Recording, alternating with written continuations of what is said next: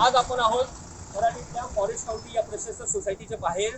इथे येण्याचं कारण म्हणजे पुणे महानगरपालिकेने इथे अत्यंत उल्लेखनीय कामगिरी केलेली आहे. ती कामगिरी म्हणजे इथल्या नागरिकांचा असा आरोप आहे, त्यांचं असं म्हणणं आहे की पुणे महानगरपालिकेने हा जो रस्ता आहे जिथं आपण उभे आहोत, हा रस्ता त्यांनी पुणे महानगरपालिकेने मागच्या 3 वर्षापूर्वी बनवायला घेतला.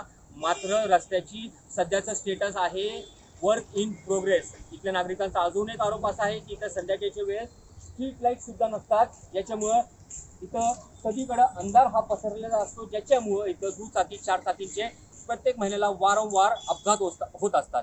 मागच्या 2 दिवसापूर्वी एक दुचाकीस्वार युवक जो इथून येत होता, त्याला हा पाईप तिथं रस्त्यावर होता, त्याला तो दिसला नाही, ज्याच्यामुळे तो तिथं त्याचा अपघात झालेला आहे. तो गंभीररित्या जखमी झालेला आहे.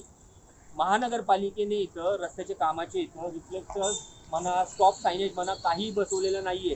आता हा जो युवक ज्याचा अपघात झालेला आहे तो आणि त्याच्या अगोदर झालेल्या अपघातांना नेमकं कारणीभूत पुणे महानगरपालिका आहे का अजून इतर कोण, हा एक महत्त्वाचा प्रश्न आहे. त्यापेक्षा महत्त्वाचा प्रश्न म्हणजे पुणे महानगरपालिकेला आता तरी जाग येणार का आणि ते ह्या रस्त्याचं काम लवकरात लवकर पूर्ण करून घेणार का? त्यापर्यंत तुम्ही बघत राहा न्यूज डॉट साठी. मी जोएब शेख, पुणे.